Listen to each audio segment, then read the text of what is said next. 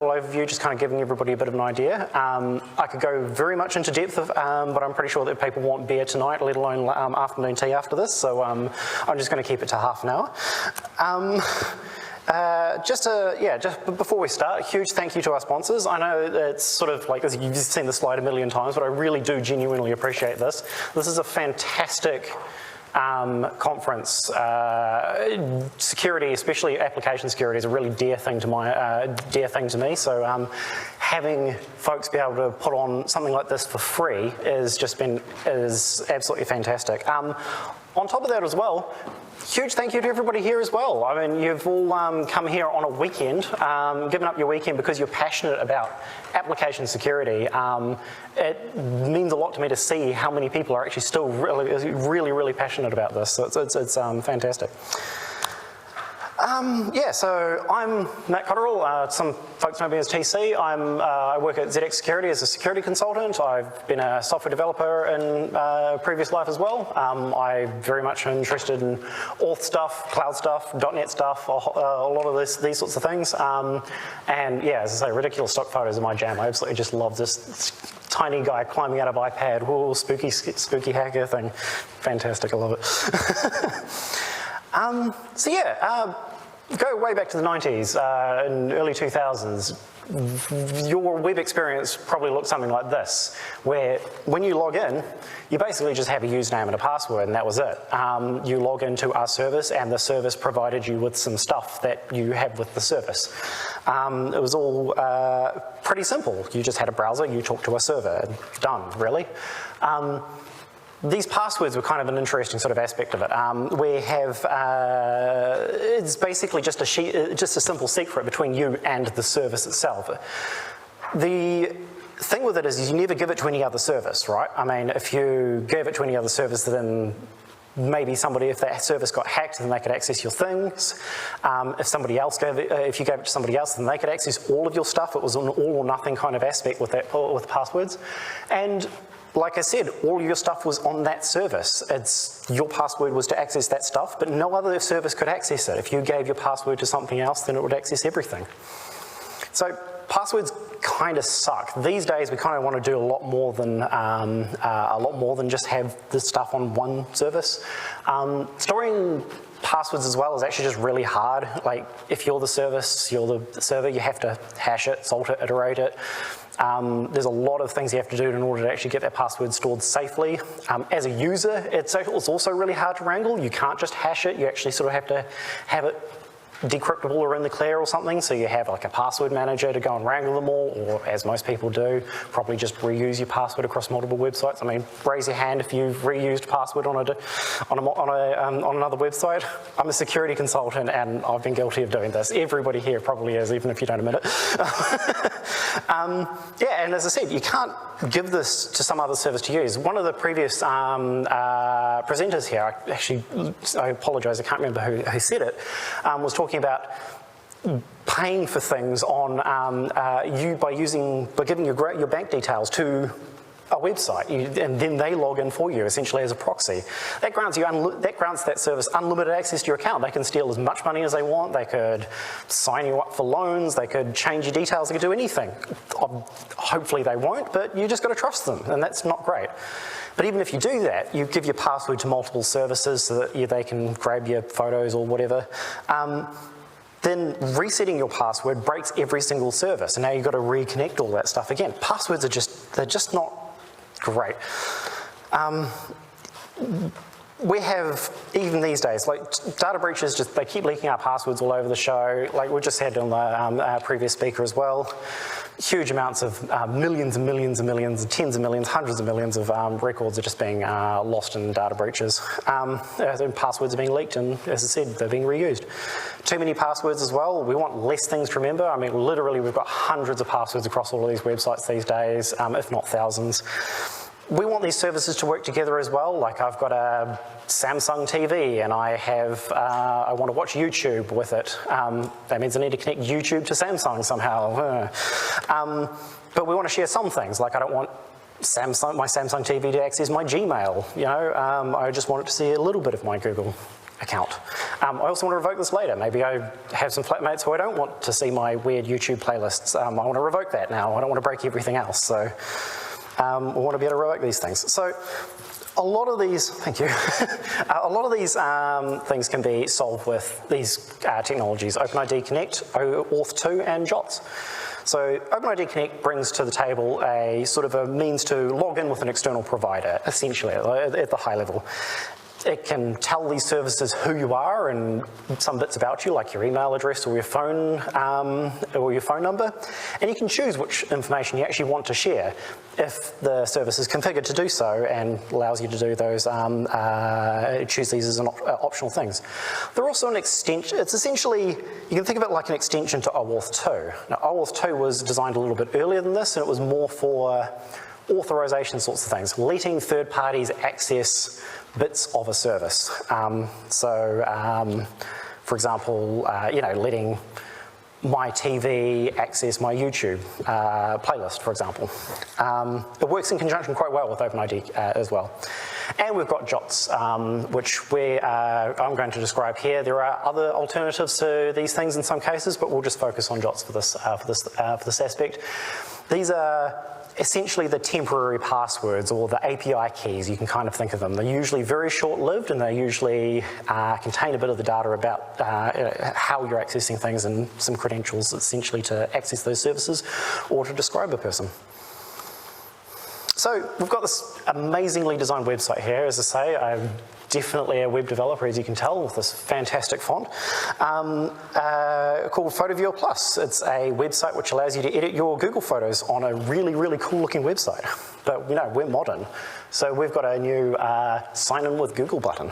Basically what it does, and I'm sure we've all seen this a million times, you hit the Google button, you click it, it says, hey, sign in with Google. Now remember, this is your Google password going to Google. This is not going to some other service. You're logging with Google here. And it's saying, hey, once you signed in, you're going to continue back again. So you sign in, it asks for some permission to access some of your stuff, not all of it. And then once you hit allow, you're back on photoviewerplus.com, and it's loading your Google photos. Wow, more stock photos.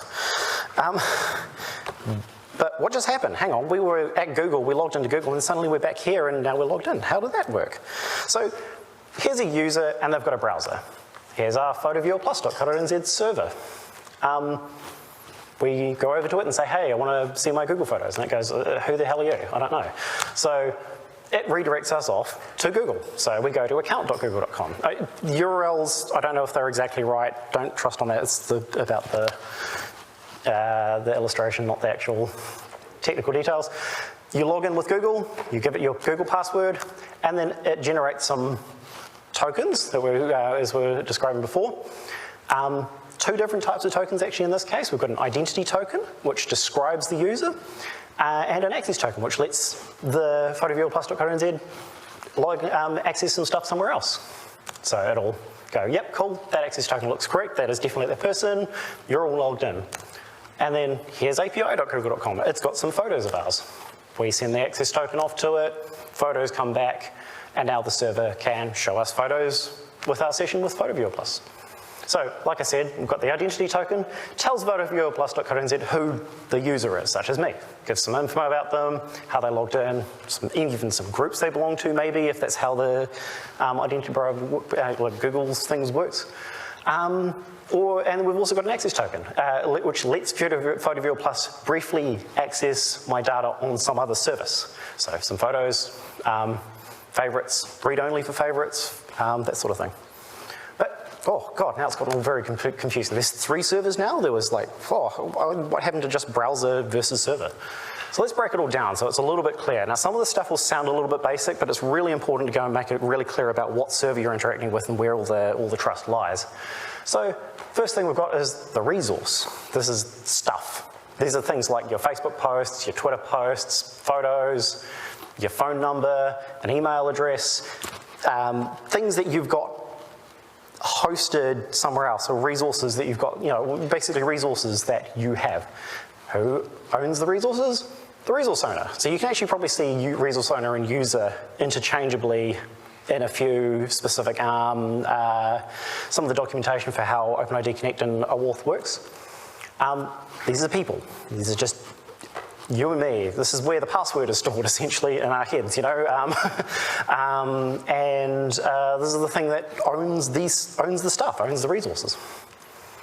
And then we've got our clients, somewhat confusingly named because it's actually kind of the server we're talking to, but in the context of what we're trying to access, this is the thing that's trying to access the stuff. So it's the client.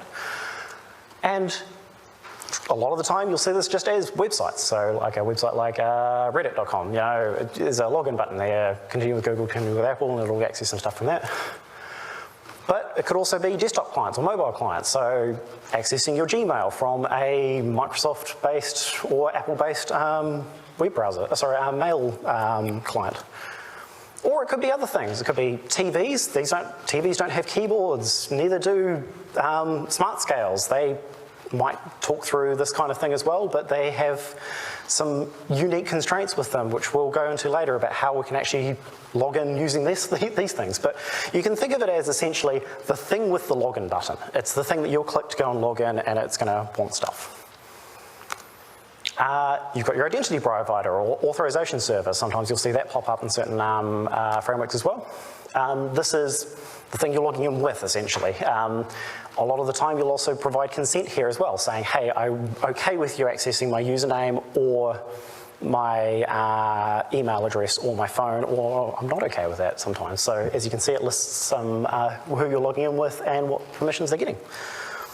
It's the place where you prove who you are, essentially. And then we've got the last one, which is the resource server, which is the API server, as you'll often see. Something like api.photos@google.com. I don't know if that's actually the thing, but you get the idea. It's where the stuff is that the client wants. So it's the resource server, where the resources are owned by the resource owner. Yeah, so it's the stuff the client wants. So yeah, we also mentioned tokens before. I'm probably not going to go too much into depth with this because this has been talked a lot with by other people. But one thing that's probably quite interesting to notice is there's actually two kinds of sort of classes of tokens, you could probably call them. One is reference tokens, the other is self-contained tokens. Reference tokens, usually just a random string, often you'll see they look like that, and they're just often references to some other data, like in a database. So if you think about a session ID, you've got it'd be a random sort of string, you look it up in the database, it goes, oh yeah, it's this user 159 is logged in. And it's referencing something. Self-contained tokens have the data actually contained within it, and they use cryptography to make sure it's not fake or altered. These can often be verified offline if you've got some sort of way to go and verify those tokens with a key of some sort. And some examples of that are JOT, which we'll go through very briefly. But there's other things like SAML assertions, if anybody's familiar with SAML. And there's other things like Pasito, which a good friend of mine, Scott, Arzuski, I always forget his last name wrong, created over in the States, and it's sort of been touted as a bit of a more secure sort of alternative to JOT if anybody's really interested in that. Won't go into that detail here, but worth looking into. But JOTs look like this. They look like gibberish essentially, but you'll notice that there's two very strategic dots. If I put some color into it, you'll see it's actually broken up into three sections. There is a header, which describes how the JOT is made. The body, which is the pink part, which is the data within the JOT, and then the last part, which is a signature, which protects the JOT. But yeah, so those are what the identity token and access token look like, but how does it all work all together at the wire level? Like, what is the HTTP request actually going on here?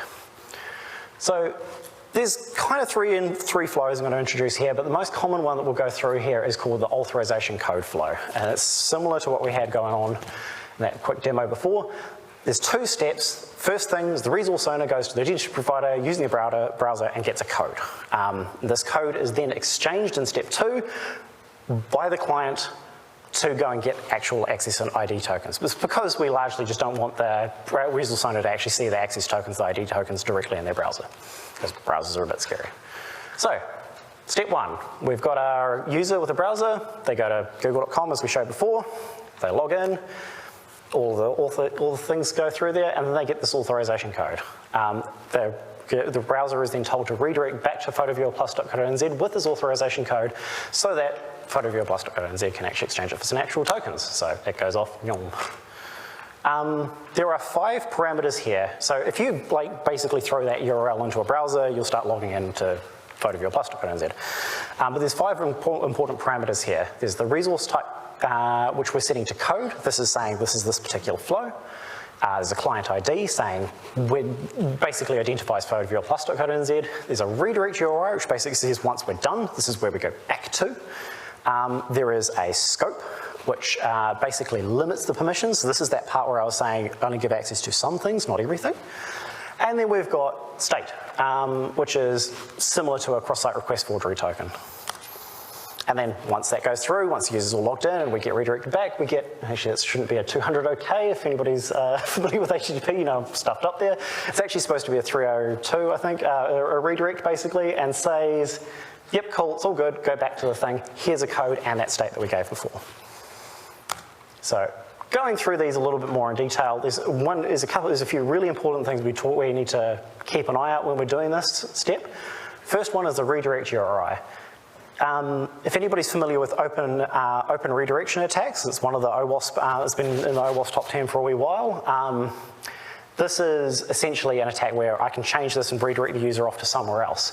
Similar kind of attack can come on here. So this is why we need to make sure that what we're redirecting back to is something that we're actually expecting. For example, if I replace that particular parameter with evilbadsite.com, I go to the URL, usual sort of stuff goes on here. So the client ID is in public. Everybody knows what this is for photofurplus.co.nz. It's very easy to find out.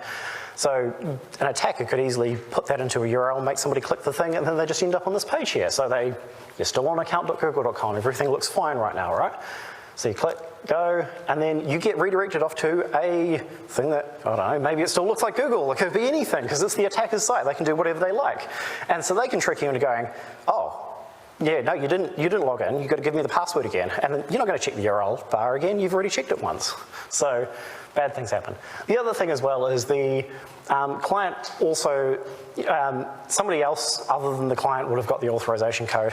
Not the end of the world, shoot. Not the end of the world, but yeah, it's still something we've got to, it would be ideal to avoid. I'm going to quickly rush through this because I've just got my 10-minute mark. So yeah, basically make sure that you check that the client ID has a safe list of known URLs, so you don't just redirect it off to absolutely anywhere. Second one, we've got scopes. Scopes limit, they're not the permission set, it is a limitation on what the thing is allowed to do. So we've got api.google.com, there's a whole bunch of things you can do with this API, for example. You can read photos, you can write photos. There's a premium feature if you sign up for the premium Google photo, I don't know, whatever, where you can promote photos, and then there's like some admin server shutdown stuff, you know. Our user has these permissions. They don't have the premium service, they can only read photos and write photos. But you can put into the scopes both of these things. Now, just because some of the client requests the access token for premium photos doesn't necessarily mean they can use it. It is the intersection between these two, not the union. So even if you get the access token and it says, yep, cool, it's all good, doesn't mean that the client's suddenly now allowed to do things that the user wasn't able to do in the first place. So make sure it's, that one's a key thing to just look out for. Last thing as well, we've got the state. So it's similar to a cross-site request forgery token. Basically, when we send it off to the identity provider, it sends the same value back. And what we do is we then have to go and check, is it a state value that the client created? And also, is it the same browser it gave it to? This way we avoid things like session fixation attacks, where basically the user will somebody can click on a link and then they get logged in with an attacker who's already gone through most of the flow, but not all of it, and then suddenly you're now on an attacker's account, not realizing it's not your account, and you type in personal details. Lots of things around that sort of thing as well. So, yeah, now we've got that access token. The client now sends it off to the identity provider, exchanges it for some tokens, for some tokens, uses the identity token, say, yep, cool, it's you, goes off with the access token, and gets the photos. Looks kind of like this. So here's the code. You've got to supply the redirect URI again. You supply client ID and the client secret, which is a thing that only the client knows. And this is how the client and only the client is allowed to use this access token, sorry, the authorization code to get some tokens. And this prevents anybody else who suddenly gets those access, the authorization codes from really being able to use it to go and access stuff if they manage to intercept it somehow. And the response is, cool, access token and ID token, neat. So I mentioned before, about things that weren't websites, like your TV and your scales and whatnot. You can also have servers as well. So what if there is no user at all? So it's a service-to-service kind of thing. You're not logging in a resource owner. It's just the client wants to check its billing information with Google's API or whatever. Or what if the user doesn't have a keyboard? It's a smart photo frame that shows your Google passwords. Sorry, shows your Google photos, not your Google passwords. It's a terrible idea. You can tell I'm rushing. So let's just go through a few of these things. I'll show you what are essentially Google 2.0 flows. So this is ways that you can use this login sequence to go and get tokens. One we just saw there was called authorization code, and that one's probably the one you're going to most commonly come across. But there's also client credentials. This is a server-to-server kind of one. There's device code, which is a little bit of a different one. It's come out a little bit more recently, and you'll probably see it with some of the more IoT devices or maybe with your TV. There's also a couple of others which we're definitely discouraging against these days, largely because they're even being deprecated from some of the newer standards that are coming out. These are implicit flow and resource owner password credential. For time reasons, I'm not going to go into that. We're just going to go into these two, the last two here. So authorization code is when your resource owner wants to give client access to resource server, as we saw before. Client credentials is when your client wants to access the resource server, but there's no resource owner involved. It's just server-to-server stuff. And then device code, where your resource owner can't easily auth with a web view directly on the device. You actually have to bring in another device in order to go and do this login. So client credentials looks very similar to the step 2 that we had before here. photoviewerplus.co.nz goes directly to account Google and says, I'm photoviewerplus.com and I can prove it because I know the secret. It goes, yep, cool, here's an access token. You can access your billing information from API google.com now. Yom goes over there, goes back there, cool. Looks very similar to that step 2, except now we've got client credentials as the grant type, it's client ID, secret, and scope. There is no authorization code because there's no user, so we don't have to worry about that. And then the response back just says access token, here you go. No ID token because the client already knows who it is, it's the client. And there's no need for a refresh token, which I skipped over earlier. 5 minutes left, I've got to rush. The second one which we have, which is what if the user doesn't have a keyboard at all? So it's an IoT device, a smart TV, something like that where you don't actually have a really easy way to go and actually type in a password or you even have a screen at all easily. So that looks kind of like this. You might have seen it on your smart TV if you've got one, where you scan a QR code, you're asked to type in a code onto a web page with your phone.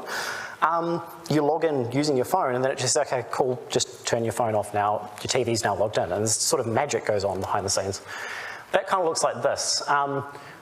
You say you've got a digital picture frame. It says, hey, I need to go and log in somebody so I can show some Google photos. And the account, the identity provider comes back and says, yep, cool, send the user to here and tell them they need to use this code specifically.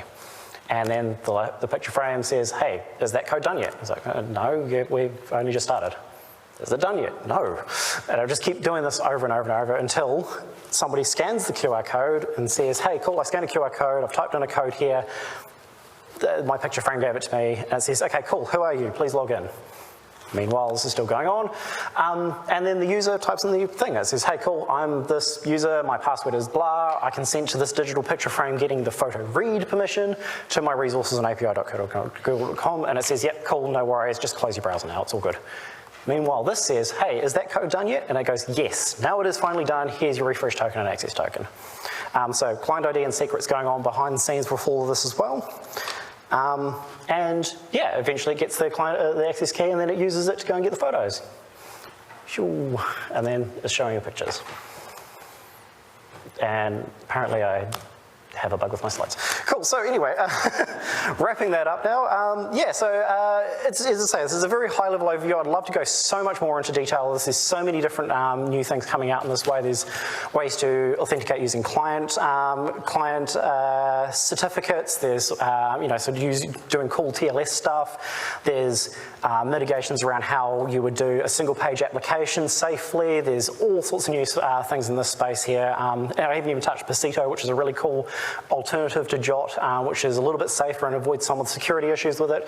There's a wealth of resources. Someday maybe I'll do another talk on it. But yes, if you've got any questions, have we got time for questions? We do, okay, we've got time for some questions. Has anybody got any questions that I could potentially answer? Nope, cool. hopefully I've done a good job then. Fantastic. Thank you, everybody. Cheers.